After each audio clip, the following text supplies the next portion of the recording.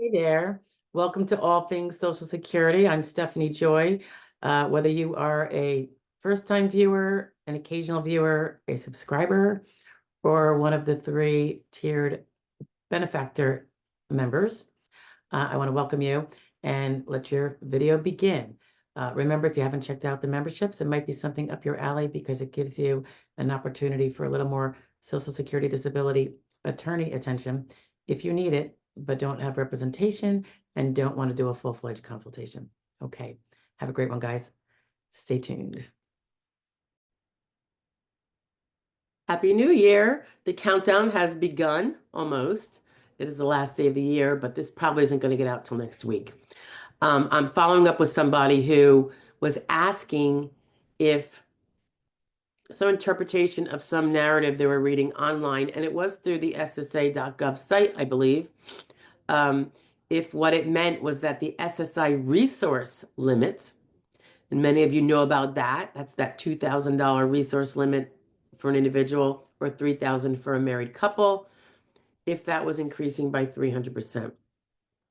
And my read, of course, was that it was not, even though it should, in my opinion. Um, but what was increasing had to do with the level of resources generally that the SSA will consider enough to deal with an overpayment situation in terms of paying it back. So that was all about overpayments, had nothing to do with SSI per se. So I wanted to confirm that. So I found the different palms, and I'm just going to drag it over here and read it to you guys, and I will attach it in the comments below or in the description so you can see it. It's dated 12/17/2024, so it's very current. If this was a few years ago, even though I'm pretty sure if they changed the SSI resource, I'd have been hit in the head with it. I'd have been bombarded with it from my sources. But but again, if this Palms piece had an effective date of a few years ago, it wouldn't then suffice for me to prove, uh, substantiate that the SSI resource limit has not changed. Um, and for those of you that aren't familiar, basically a person cannot collect SSI for a month if its resources, say it's an individual, and that would be things in, money in the bank or anything else that would be countable, such as getting an extra car, for instance, um, unless the total value is less than 2,000. It's very, very low. So that has remained, and I will show you this link showing you that. However, what I thought was even more interesting, I'm always saying rather vaguely, like, oh, the resource limit has been around since at least as long as I've been practicing, which is 2 decades. And it just seems completely inappropriate. And I say that without having looked at this because I didn't know when the changes had been made prior, when it had gotten up to 2,000 from something else, if it had even done so, because it wasn't really relevant and served me no purpose. I only knew that I thought, in my opinion, and I still feel this way, that to not adjust the SSI resource with COLA is a terrible injustice. And to explain it in the way I look at it, if in, say, 20 years ago when I started doing this in 2005, if $2,000 was considered a necessary basic uh, limit for an SSI person so they can have some sort of reserve, however minor for an emergency. And that 2000 was good in 2005. Clearly, it's not good in 2025 or soon to be 2025 because of inflation, right? And we have the COLA that is applied to Social Security matters um, every year, even though we may think it's insufficient. It doesn't really match the inflation we're all suffering, which is a peculiar thing. But I still feel that way, exactly that way. There's some other items that don't move with COLA that I somewhat think that all flat numbers need to move with COLA as a generality. Could there be exceptions? Yes, there could be. I just can't think of any. But anyway, let's go to it. You want to see when they last changed it from 2000? Guess when 2000 was considered okay? 1989. Half of you probably weren't even alive then. I was, of course. I'm an old bird, but pardon me, I still have my cold. The year before that, in 1988, it was 1900. In 1987, it was 1800. In 1986, it was 1700. In 1985, it was 1600. So it looks like for 5 or so years, they were increasing it at $100 a year. However, that had not changed since 1974 to 1985. So 11 years, it went without a hitch, and then they increased it by a whopping $100. Now, granted, that's 1974. $100 was a lot more then. I mean, now I can barely buy a toothbrush, right? So 1989 is the last time they adjusted it. So in 1989, they thought it was a valid amount that an SSI person should be able to have. Well, then how on earth can they be saying that today that's a valid amount that an SSI person should be able to have in reserve?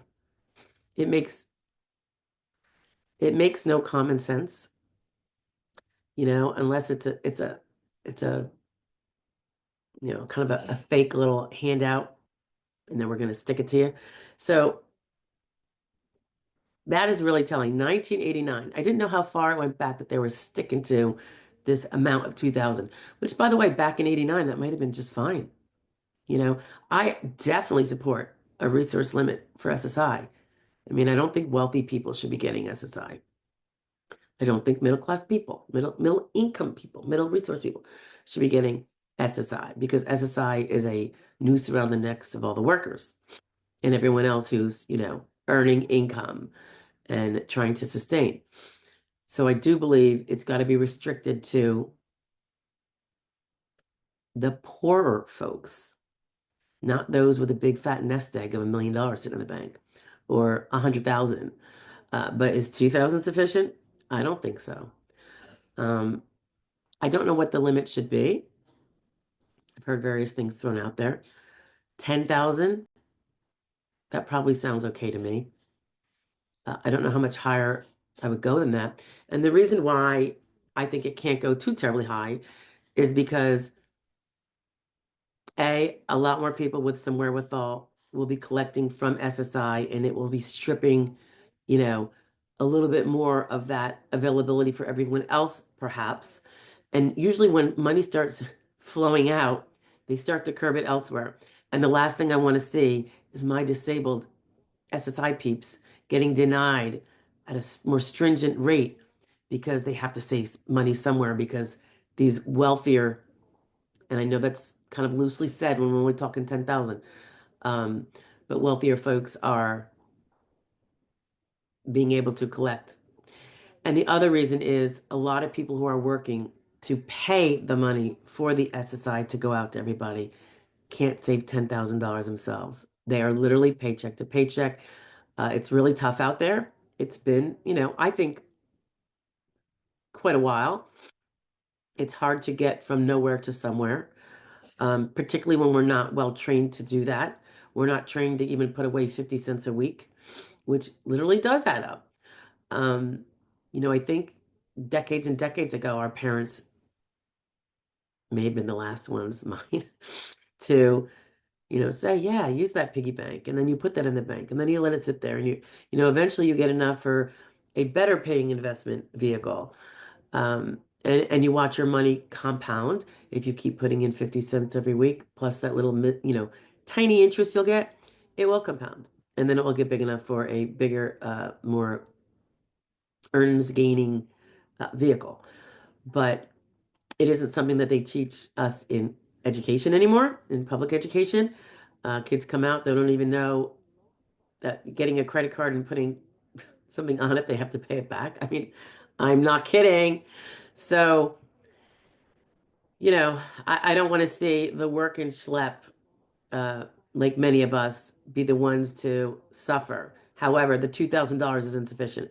I don't know what it should be. I don't think I would balk at all at 10,000. I wouldn't balk at 5, 6, 7, 8. maybe not even a little bit above 2,000, 10,000.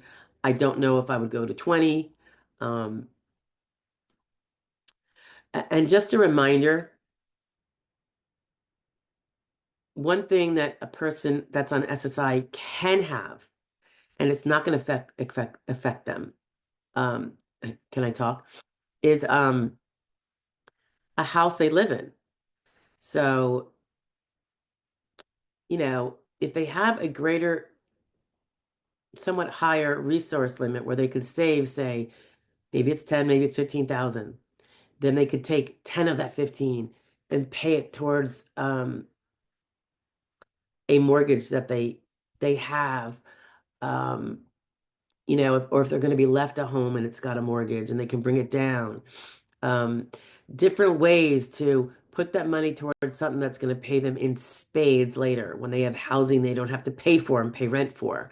So they don't have to live in low income housing or subsidized housing or in an area they don't want to live in.